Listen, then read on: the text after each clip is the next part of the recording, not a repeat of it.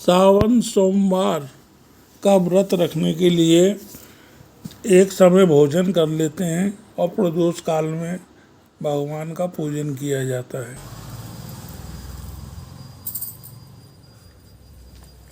आचमनम श्री आचमनीयम जलम समर्पयामि। मन स्नानम जलम समर्पयामि। आसनं समर्पयामि। पाद्यं समर्पयामि। अर्घ्यं समर्पयामि। दुग्धस्नानं समर्पयामि। शुद्धोदक स्नानं समर्पयामि। दधि स्नानं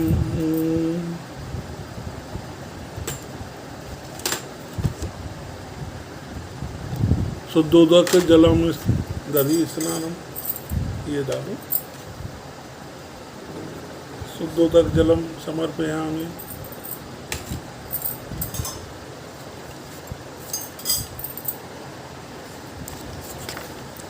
ओम घृतं समर्पयामि। मधु समर्पयामि।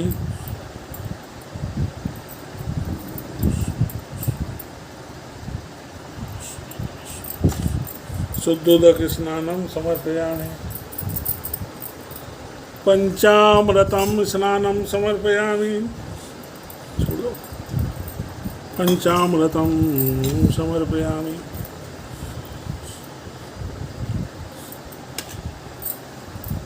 शुद्धोदक स्नानं समर्पयामि।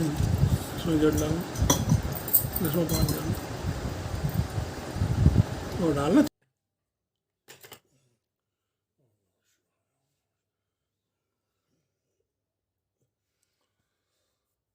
बोलो ओम नमः शिवाय। दक्षिणां समर्पयामि। ओम। सोमवार व्रत की कथा कह रहा हूँ।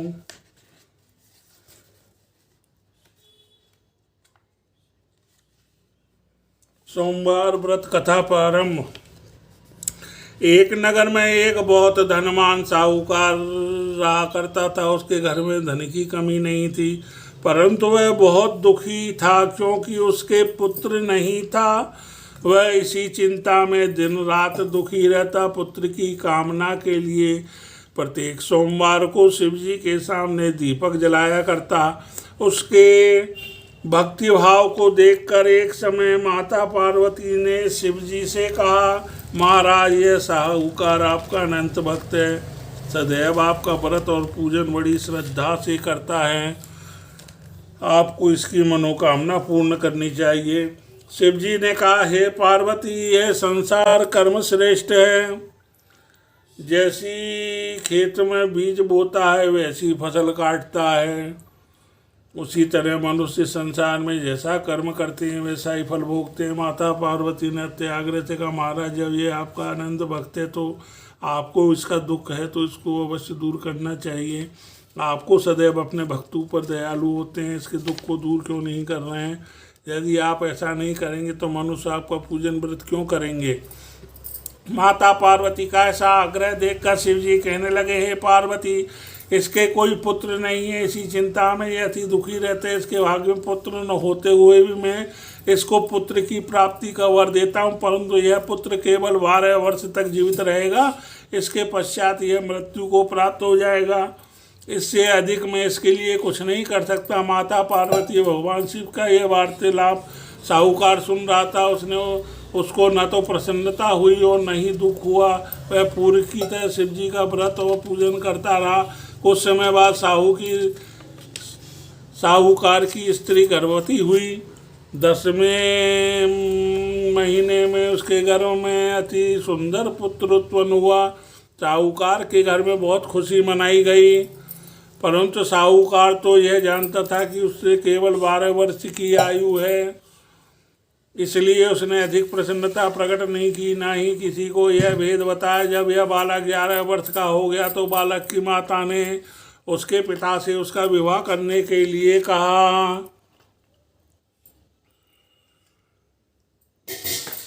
साहूकार ने कहा अभी मैं इसका विवाह नहीं करूँगा, मैं अपने पुत्र को काशी पढ़ने भेजूँगा। साहूकार ने बालक के मामा को बुलाकर उसको बहुत सा धन देकर कहा तुम इस बालक को काशी पढ़ने के लिए ले जाओ, रास्ते में जिस स्थान पर भी जाओ यज्ञ करते हुए जाना, तो ब्राह्मणों को भोजन कराते दक्षिणा देते हुए जाना। दोनों मामा भांजे यज्ञ करते, ब्राह्मणों को भोजन कराते दक्षिणा देते, काशी में चलती है। रास्ते में एक शहर पड़ा, उस शहर में राजा की कन्या का विवाह था, परंतु जो राजकुमार विवाह कराने के लिए आया था वह एक आंख से काना था। उसके पिता राजा को इस बात की बड़ी चिंता हुई कहीं राजकुमार को देखकर राजकुमारी अपने माता पिता से विवाह में किसी प्रकार की अड़चन पैदा न कर दे। तब उसने सेठ के अति सुंदर लड़के को देखा तो मन में विचार किया क्यों न द्वाराचार के समय इस लड़के से वर का काम चलाया जाए। ऐसा मन में विचार कर राजकुमार के पिता ने उस लड़के और मामा से बात की, वे राजी हो गए। फिर साहूकार के लड़के को वर के कपड़े पहनाकर घोड़ी पर बैठाकर कन्या के द्वार पर ले गया। सभी कार्य प्रसन्नता से पूर्ण हो गया। राजकुमार के पिता ने सोचा यदि विवाह कार्य भी इसी से करा लिया जाए तो क्या बुराई है। ऐसा विचार कर लड़के और उसके मामा से कहा यदि आप फेरों और कन्यादान के काम को भी करा दें आपकी बड़ी कृपा होगी, मैं इसके बदले आपको बहुत सारा धन दूंगा। दोनों ने इसे स्वीकार कर लिया। विवाह कार्य बहुत अच्छी तरह से संपन्न हो गया। सेठ का पुत्र जिस समय जाने लगा तो उसकी राजकुमारी की चुंदड़ी के पल्ले पे लिख दिया तेरा विवाह मेरे साथ हुआ, परंतु जिस राजकुमार के साथ तुझको भेजेंगे वह एक आंख से काना है, मैं काशी पढ़ने जा रहा हूँ। सेठ के लड़के के जाने के पश्चात राजकुमारी ने जब अपनी चुंदड़ी पर ऐसा लिखा हुआ पाया तो उसने कान्हे राजकुमार के साथ जाने से मना कर दिया। उसने अपने माता पिता को सारी बात बता दी और कहा जय मेरा पति नहीं है, मेरा विवाह इसके साथ नहीं हुआ, वह तो काशी पढ़ने गया है। राजकुमारी के माता पिता ने अपनी कन्या को विदा नहीं किया और बारात वापस चली गई। उधर से सेठ का लड़का उसका मामा काशी पहुंच गए। वहां जाकर उन्होंने यज्ञ कराया। लड़के ने पढ़ना शुरू कर दिया। जब लड़की की आयु 12 साल की हो गई उस दिन उन्होंने यज्ञ रचा रखा था। लड़के ने अपने मामा से कहा मामा जी आज मेरी तबीयत कुछ ठीक नहीं है। मामा ने कहा अंदर जाकर सो जाओ। लड़का अंदर जाकर सो गया। थोड़ी देर में उसके प्राण निकल गए। तब उसके मामा ने आकर देखा उसका भांजा अमृत पड़ा है तो उसको बड़ा दुख हुआ। उसने सोचा कि अगर मैं अभी रोना पीटना मचा दूंगा तो यज्ञ का कार्य अधूरा रह जाएगा। तो उसने जल्दी से यज्ञ का कार्य समाप्त करवा कर ब्राह्मणों के जाने के बाद रोना पीटना शुरू कर दिया। संयोगवश उसी समय सिर पार्वती उधर से जा रहे थे।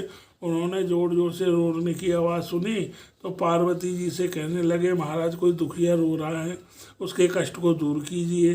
तब शिव पार्वती वहाँ पहुँचे। उन्होंने पाया यहाँ तो वही लड़का अमृत पड़ा है। माता पार्वती कहने लगी महाराज ये तो उसी सेठ का लड़का है जो आपके वरदान से उत्पन्न हुआ था। शिव जी ने कहा कि हे पार्वती इसकी आयु इतनी ही थी, यह भोग चुका। तब माता पार्वती ने कहा हे महाराज इस बालक को और आयु दे दो, नहीं तो इसके माता पिता तड़प तड़प कर मर जाएंगे। माता पार्वती के बार बार आग्रह करने पर शिवजी को उसका जीवन का दान दिया। शिवजी के कृपा से वह लड़का जीवित हो गया।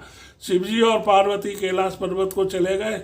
शिक्षा पूर्ण होने पर वह लड़का अपना उसका मामा उसी प्रकार यज्ञ करते, ब्राह्मणों को भोजन कराते, दक्षिणा देते, अपने घर की ओर चल पड़े। रास्ते में उसी शहर में आए जहाँ उस लड़के का वहाँ की राजकुमारी से विवाह हुआ था। वहाँ आकर उन्होंने यज्ञ आरम्भ कर दिया। उस लड़के के ससुर वहाँ के राजा ने उसको पहचान लिया और घर ले जाकर बहुत आवभगत की, बहुत से दास दासियों सहित आदरपूर्वक अपनी राजकुमारी। और इस प्रकार राजकुमारी और बहुत से धन धान्य के साथ यह लड़का अपने घर वापस आता है। माता पिता इसको राजी खुशी देखकर बड़े प्रसन्न होते हैं। बोलिए भोलेनाथ भगवान की जय। जैसे भोलेनाथ भगवान ने उसका कल्याण, उस बालक का कल्याण किया, सब पर कल्याण करें। इस प्रकार सावन सोमवार के व्रत का महात्म आपको बतलाया। ओम नमः शिवाय। ओम नमः शिवाय।